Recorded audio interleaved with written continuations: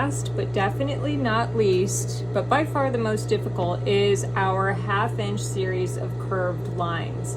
So when I made the sampler, I showed you how to create a pattern of a curved line and how to trace it and incrementally move it up in 1/2 inch spaces in between each repetitive line. You're using the exact same pattern for all of those lines, right? So it shouldn't be a different curve each time. They should really fit in perfectly in that 1/2 inch pattern. This is a previous sampler.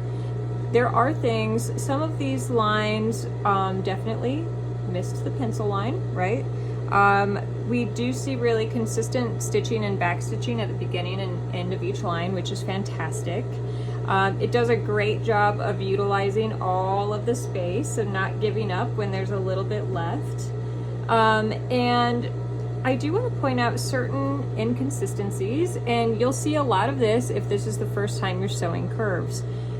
We get some like sharp pointed parts every now and then, and that is from not pivoting often enough. So really trying to like drag the material instead of raising the presser foot, pivoting a little bit with the needle like we did in the 1/2 inch pivot maze, and adjusting the material underneath, right? Instead of just dragging it and trying to force the material to turn when it can't, when it's trapped underneath that presser foot. So I'm gonna go ahead and get started. I have about half of my sampler drawn here. I want you to fill the entire thing up for your assignment, so it should look like this when it's finished. And I'm going to go ahead and get started.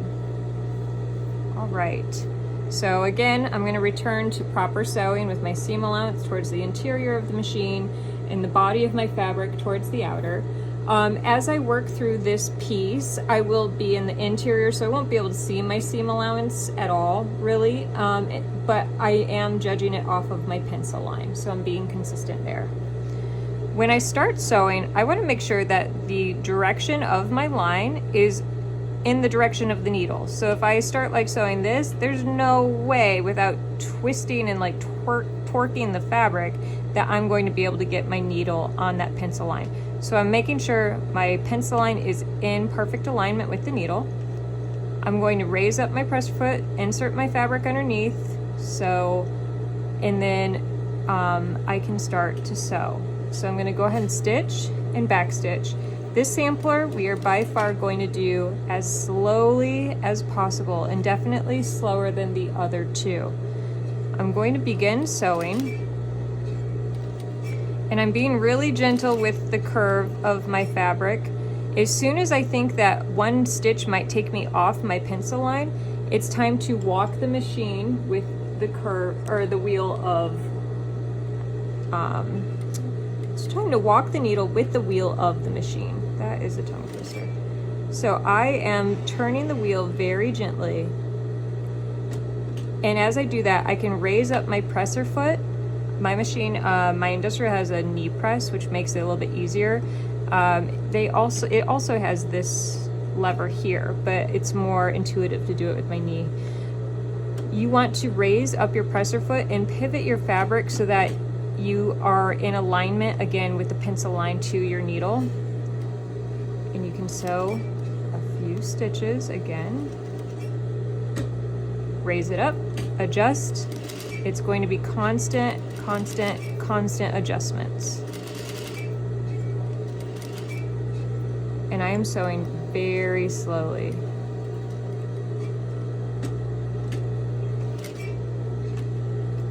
So if I wanted to continue this and I just try to twist it, it does not allow, right? That's not going to work. You need to constantly pivot.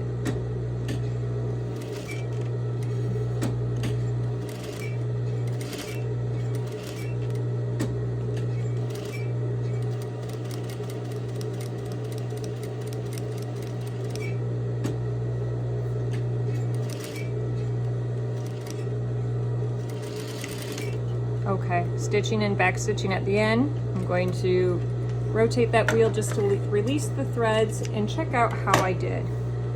Okay, first line is actually pretty good. I do have a little bit of a point there, but I am impressed by how smooth this is. Okay, so let's see if I can repeat that magic again.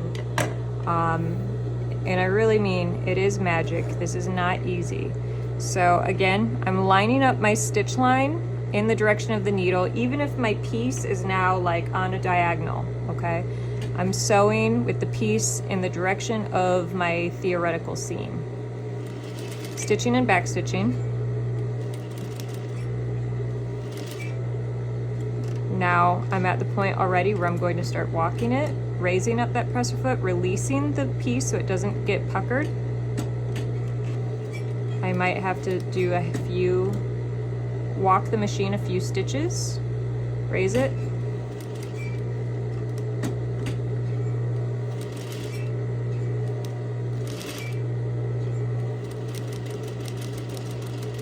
Sometimes you'll be in a part of the curve where it feels like, even though it's a curved line, you can kind of like do a straight shot, right? Like this feels like kind of flat, but then we're definitely going to have to pivot here. So you might have little moments of that, and that is great. It helps out a lot. But that as you approach that apex, it's a whole lot of pivoting.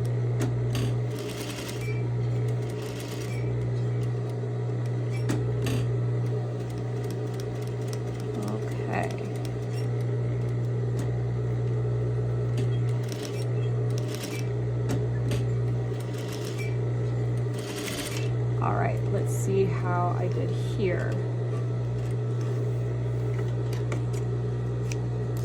Okay, weird, kind of the same thing. I'm getting sharp points at exactly the same part of the curve. I wonder if it's just like a sharper part of that curve, a little bit steeper. But overall, looks pretty good. So I'll keep going. Again, lining up the stitch line in the direction of my needle, stitching and back stitching, and slowly, I am pivoting a little bit, but when I start to see it like puckering, that's when I know it's time to raise up my foot and release that. Walk it a little bit, raise it,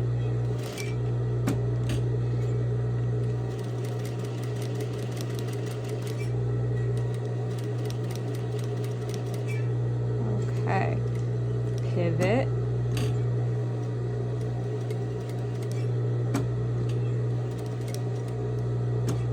lots of pivoting.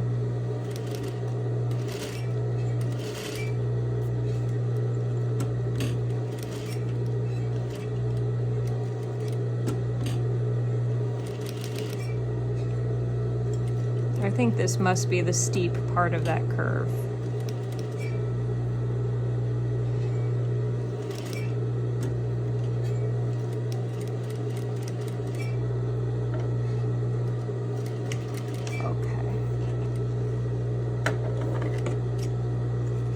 Getting a little bit better, still doing it a little bit, but the rest pretty smooth.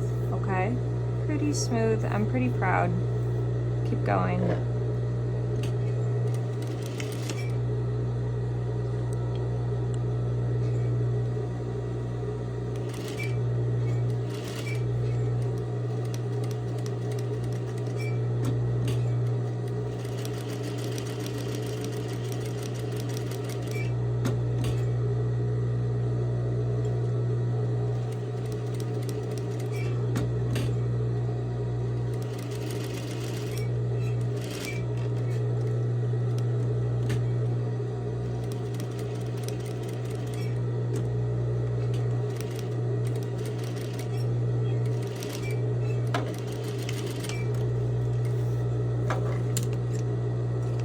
Yay, I finally did it.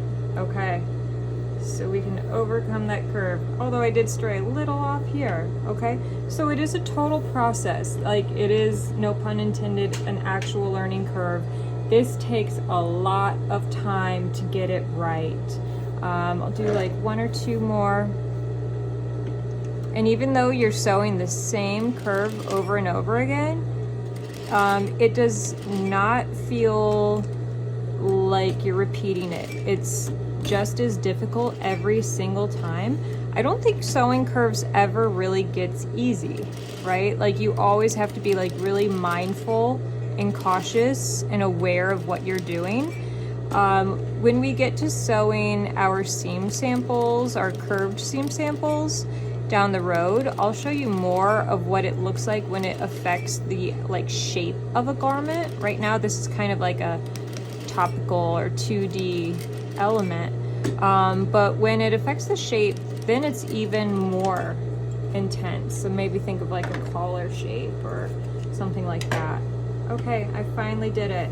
I'm feeling really good. Do one more, my victory lap.